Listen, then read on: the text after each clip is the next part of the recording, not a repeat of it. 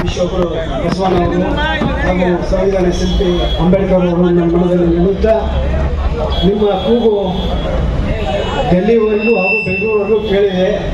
ನಾನೇನು ಒತ್ತಾಯ ಮಾಡಬೇಕಾಗಿಲ್ಲ. ನಿಮಗೆಲ್ಲರೂ ಮಾತಾಡಿದ್ದಾರೆ. ನಮ್ಮ ಚಂದ್ರಶೇಖರ್ ರಾಠೋಡ್ ಇರ್ಬೋದು, ಹಾಗೂ ಬದ್ದೂರು ಅವರು ಇರ್ಬೋದು, ಹಾಗೂ ನಮ್ಮ ಚರಂತಿ ಮಠ ಅವರು ಇರ್ಬೋದು, ಅನಿಲ್ ಅವರು ಇರ್ಬೋದು, ಹಲವಾರು ಮುಖಂಡರು ಜಿಲ್ಲೆಯಿಂದ ನಮ್ಮ ಹುಡುಗರು ತಾಲೂಕು ಒಳಸೇರಿಸಿ ಎಲ್ಲರೂ ಮಾತಾಡಿದ್ದಾರೆ.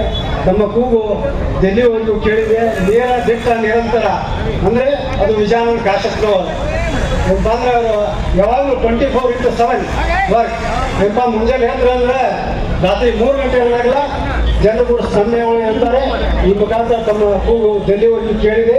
ತಮಗೆಲ್ಲರಿಗೂ ಈ ಊರಿ ಬಿಸಿಲಲ್ಲಿ ಆಗಮಿಸಿ ಎಲ್ಲರೂ ಇಷ್ಟೊತ್ತ ನಿಂತು ಈ ಕಾಶಪ್ಪನವ್ರ ಫ್ಯಾಮಿಲಿಗೆ ಬೆಂಬಲವನ್ನು ಕೊಟ್ಟಿದ್ದಕ್ಕೆ ಎಲ್ಲರಿಗೂ ಧನ್ಯವಾದಗಳು ಅರ್ಪಿಸುತ್ತಾ ಮತ್ತೊಮ್ಮೆ ಮಗದೊಮ್ಮೆ ಸಚಿವ ಸ್ಥಾನ ನೀಡಿ ಅಂತಂದು ಡೆಲ್ಲಿ ವರಿಷ್ಠರಿಗೂ ಹಾಗೂ ನಮ್ಮ ರಾಜ್ಯ ವರಿಷ್ಠರಿಗೂ ಮನವಿ ಮಾಡ್ಕೊಂತ ನನ್ನ ಮಾತನ್ನು ಮುಗಿಸ್ತೀನಿ. ಜೈ ಹಿಂದ್, ಜೈ ಕರ್ನಾಟಕ.